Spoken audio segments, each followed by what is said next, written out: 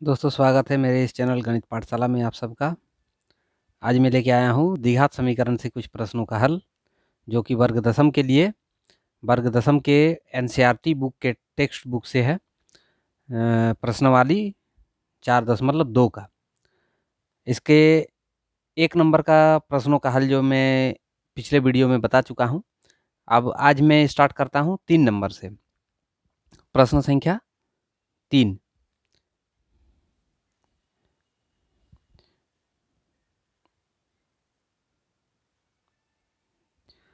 प्रश्न संख्या 3 है,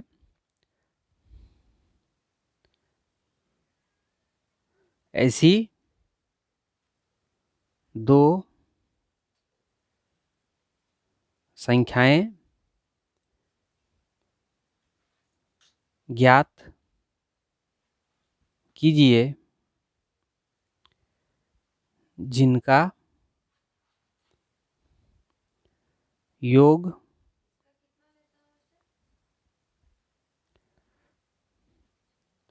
27 हो और गुणनफल 182 हो।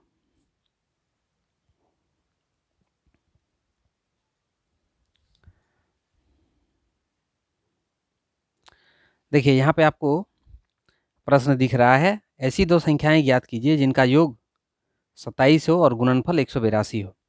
तो हम लोग पहले मान लेते हैं, माना 2 संख्याएं क्रमशः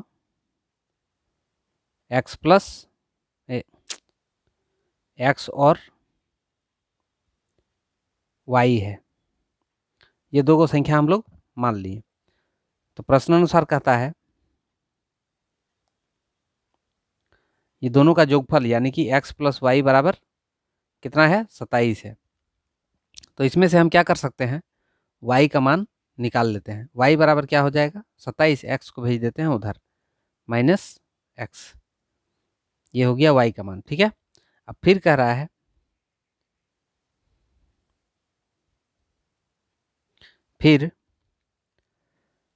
है कि दोनों संख्याओं का गुणनफल यानी कि x इंटू वाई बराबर 182 है। तो क्या करेंगे, x इंटू वाई का जो हम लोग मान निकाले हैं उसको बैठा दीजिए इसमें, 27 माइनस x बराबर 182। या हम क्या लिख सकते हैं, इसके साथ इसको गुना करेंगे तो 27x हो जाएगा, माइनस x गुना हो जाएगा तो x स्क्वायर हो जाएगा बराबर 182। तो इसको हम ऐसे भी लिख सकते हैं, minus x square plus 27x बराबर 182। या माइनस के साथ प्रत्येक पद को यदि हम गुना कर दें, या हम इसको ऐसे भी लिख सकते हैं, minus x square plus 27x minus 182 को बराबर किधर ले आए, बराबर 0 हो गया। तो यहाँ पे अब क्या करेंगे, ये जो माइनस दिख रहा है माइनस के साथ प्रत्येक पद को गुना कर देते हैं। तो यहाँ हो जाएगा x square minus 27x plus 182 बराबर 0। यह आ गया आप लोगों का एक द्विघात समीकरण। अब इस द्विघात समीकरण को गुणनखंड विधि से हल करना है और इसमें से x का मान हम लोग प्राप्त करेंगे। क्या करेंगे, अब देखिए, पहले 182, यहाँ पे 1 है, 1 के साथ 182 को गुना करेंगे 182 ही होगा। 182 को पहले तोड़िए, 2 से तोड़ देते हैं तो 9 दूनी 18, 91। 7 से तोड़ते हैं 13, 7 13 91। अब देखिए यहाँ पे कह रहा है जोड़ के, बीच वाला जोड़ चिन्ह है, इसमें से 2 को हमको गुणनखंड प्राप्त करना है जिसको जोड़ने से ये बीच वाला आना चाहिए। तो 7 दूनी 14 और 13 एकम 13, 14 और 13 जोड़ देंगे तो 27 हो जाएगा। इसीलिए एक्स स्क्वायर माइनस, इसके बदले हम लोग लिखेंगे 14x 14 प्लस 13 और x है यहाँ बाहर में x लिख दीजिए प्लस 182 बराबर 0। अब यहाँ हो गया एक्स स्क्वायर, 14 से एक्स को गुना करेंगे तो 14x हो जाएगा, माइनस प्लस माइनस, 13 से एक्स को गुना करेंगे 13x प्लस 182 बराबर 0।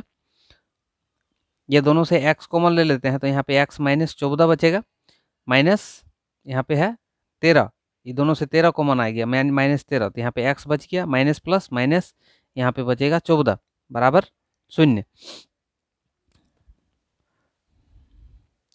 अब चूंकि यहाँ पे देखिए ये और ये सेम है, इसको कॉमन लेते हैं तो यहाँ पे हम लोग का बच गया x और यहाँ पे बच गया 13 बराबर 0। तो हम लिख सकते हैं इसको x माइनस 14 बराबर 0 या फिर x माइनस 13 बराबर 0। तो x बराबर हो जाएगा 14 और x बराबर इसमें हो जाएगा 13। x का दोनों ही मान सही है। अगर हम x का मान 14 लेंगे तो y का मान 13 निकलेगा, और जब x का मान हम 13 लेंगे तब y का मान 14 निकलेगा। जैसे देखिए अगर हम x का मान 14 लेते हैं तो यहाँ पे जो हम लोग पहला समीकरण निकाले थे, पहला समीकरण हम लोग का क्या था, y बराबर 27 माइनस एक्स, इसमें बैठाते हैं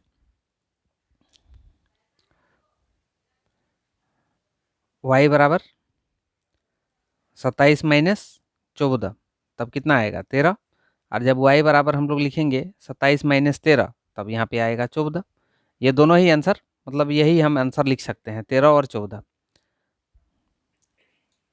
14 और 13, ये आपका दो गो आंसर होगा।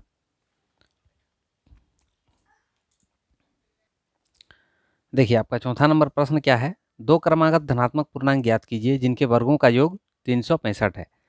प्रश्न के अनुसार दो क्रमागत, क्रमागत मतलब क्या होता है, लगातार संख्या, मतलब यदि एक संख्या 5 है तो दूसरी संख्या 6 होगा। इस प्रकार से हम क्रमागत संख्या को व्यक्त करते हैं। तो यहाँ पे हम लोग मानते हैं, पहले माना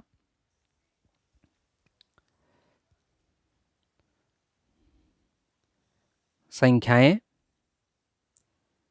क्रमशः, एगो यदि x मानेंगे तो दूसरी क्या हो जाएगा, x प्लस 1, एक जुड़ जाएगा उसमें, x प्लस 1। अब प्रश्न अनुसार चलते हैं। प्रश्न अनुसार कह रहा है कि जिनके वर्गों का योग, मतलब x का स्क्वायर प्लस x प्लस 1 का होल स्क्वायर बराबर 365 है। इसको हल करने से आपका द्विघात समीकरण आ जाएगा, द्विघात समीकरण आएगा उसमें से x का मान निकलेगा, x का मान निकाल के देखिए आपको हम द्विघात समीकरण तक कर देते हैं। X square plus x plus 1 का होल स्क्वायर क्या हो जाएगा, a प्लस बी का होल स्क्वायर, यानी कि a square plus 2ab plus B square बराबर है इधर 365। एक्स स्क्वायर जोड़ देंगे तो 2x स्क्वायर हो जाएगा, plus 2 into 1 2x plus 1 minus 365 equal to 0, या 2x square plus 2x minus 364 equal to 0। अब चूंकि ये प्रत्येक पद 2 से भाग जाएगा, इसीलिए प्रत्येक पद को 2 से भाग कर दीजिए, तो यहाँ बचेगा एक्स स्क्वायर, यहाँ पे बचेगा x, यहाँ पे बचेगा 2 एकम 2, 8 दूनी 16 और 2 दूनी 4, 182 बराबर 0। ये हो गया आप लोगों का द्विघात समीकरण। अब इस द्विघात समीकरण को हल करके आपको x का मान ज्ञात करना है। x का मान ज्ञात करने के बाद यहाँ जो हम संख्या माने हैं, x का जो मान आएगा धनात्मक संख्या वो होगा एक संख्या, और दूसरी संख्या में क्या करना है, x प्लस 1 कर देना है, यह आ जाएगा दूसरी संख्या। तो आप लोग इसको पूरा कीजिए आगे बना के, इसके बाद वाला क्या है वो मैं बताता हूँ। देखिए दोस्तों, 5वां नंबर प्रश्न आपका क्या है, एक समकोण त्रिभुज की ऊंचाई इसके आधार से 7 सेंटीमीटर कब है, यदि कर्ण 13 सेंटीमीटर का हो तो अन्य दो भुजाएं ज्ञात कीजिए। यहाँ प्रश्न को पहले समझना होगा, प्रश्न क्या कर रहा है, एक समकोण त्रिभुज है, तो पहले एक समकोण त्रिभुज का चित्र बनाते हैं हम लोग। ये हो गया एक समकोण त्रिभुज, समकोण त्रिभुज से क्या अर्थ होता है? वैसा त्रिभुज जिसका एक कोण 90 डिग्री का हो, उस त्रिभुज को हम लोग समकोण त्रिभुज कहते हैं। मतलब ये कोण 90 डिग्री का है। इसमें 3 चीज होता है, एक होता है कर्ण, एक होता है आधार और एक होता है लंब, जिसको ऊंचाई भी बोल सकते हैं। तो यहाँ प्रश्न के अनुसार क्या क्या दिया हुआ है? एक समकोण त्रिभुज की ऊंचाई इसके आधार से 7 सेंटीमीटर कम है। हम आधार को x मान लेते हैं। यदि आधार को x मान लिए तो लंब मतलब ऊंचाई क्या हो जाएगा? बोल रहा है इससे 7 सेंटीमीटर कम है, यानी कि x माइनस 7, इतना सेंटीमीटर, ये हो जाएगा इतना सेंटीमीटर। और कर्ण दिया हुआ है 13 सेंटीमीटर। तो बोल रहा है अन्य दो भुजाएं ज्ञात कीजिए।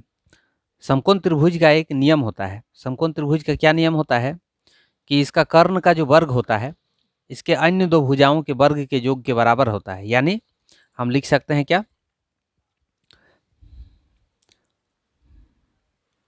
समकोण त्रिभुज के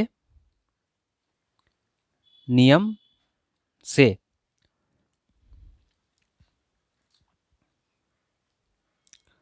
लंब स्क्वायर जोड़ आधार स्क्वायर बराबर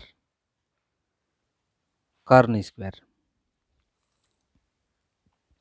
अब क्या करेंगे, इसमें लंब का जो मान हम लोग माने हैं उसको बैठा दीजिए, x माइनस 7 का स्क्वायर। आधार क्या है? x, x का स्क्वायर। कर्ण क्या है? 13, 13 का स्क्वायर। a माइनस बी का whole square, A square minus 2 into A into B plus B square plus यहाँ पे एक्स स्क्वायर है। 13 13 169, या एक्स स्क्वायर जोड़ देते हैं तो 2x स्क्वायर हो जाएगा, माइनस इसको 7 दूनी 14x प्लस 7 का स्क्वायर, 7 7 49, इसको ले आते हैं बराबर किधर, माइनस 169 बराबर 0, या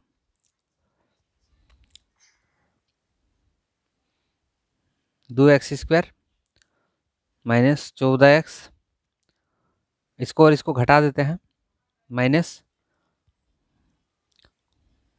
120।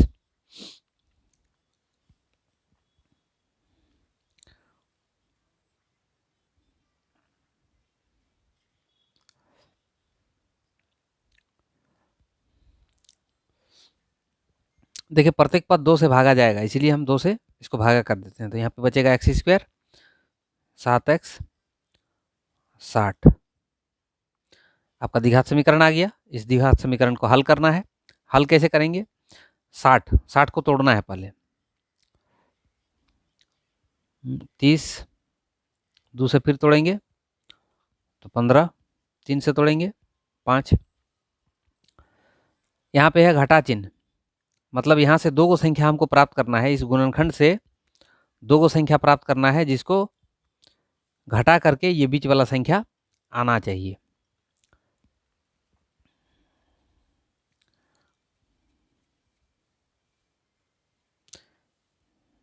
तीन दूनी 6 और 5 दूनी 10, 10 और 6 को घटाएंगे तो 7 आ जाएगा।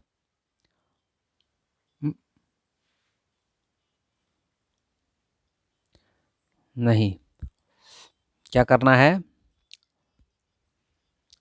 3 दूनी 6, 6 दूनी 12, 12 में से 5 घटाएंगे तो 7 आ जाएगा। हाँ, ये तीनों को गुना कीजिए, क्या हो जाएगा, 3 दूनी 6, 6 दूनी 12, 12 आया और एक 5, 12 और 5 इसका गुणनखंड आया। अब 12 और 5 को हम इसके बदले लिखेंगे, 12 माइनस 5, यहाँ पे बाहर में x है, माइनस 60 बराबर 0। अब क्या करना है इसमें, एक्स स्क्वायर 12 से x को गुना कीजिए तो 12x minus minus plus 5x minus 60 बराबर 0। x अगर ये दोनों में से कॉमन ले लेते हैं तो यहाँ पे x माइनस 12 प्लस यहाँ से 5 आ जाएगा कॉमन, तो यहाँ पे x माइनस 12 एगो हो गया x माइनस 12, दोनों से कॉमन आ गया और यहाँ पे बचा है x प्लस यहाँ पे है 5 बराबर 0, यानी एगो x बराबर हो जाएगा 12 और एगो x बराबर हो जाएगा -5। तो माइनस में कभी भी जो है त्रिभुज की भुजा नहीं हो सकती है, माइनस मान में ऋणात्मक नहीं हो सकता है, इसीलिए ये तो नहीं हो सकता है x का मान। तो x का मान कितना होगा 12, यानी हम लोग आधार कितना माने हैं, आधार माने हैं x, तो x का मान हो गया 12 सेंटीमीटर, एक आंसर हो गया। और एक चीज है इसमें निकालना, लंब यानी कि ऊंचाई, लंब वो कितना है x माइनस 7, तो 12 माइनस 7 यानी कि 5 सेंटीमीटर, ये हो जाएगा दूसरा आंसर। इस प्रकार से आप अपने जो है इस चैप्टर में दिए गए उदाहरणों का हल ज्ञात कर सकते हैं। तो आप लोग प्रयास कीजिए, और यदि कहीं पर असुविधा होता है तो मैंने अपना व्हाट्सअप नंबर आप लोगों को दिया हुआ है, मेरे इस वीडियो के माध्यम से आपको मेरा व्हाट्सअप नंबर प्राप्त हो जाएगा, उस नंबर पे आप मुझे व्हाट्सअप कर सकते हैं। यदि कोई गणित में असुविधा होता है आप लोग को बनाने में, तो आप मुझे व्हाट्सअप कर दें, मैं उसका हल करके आपको व्हाट्सअप कर दूंगा। धन्यवाद।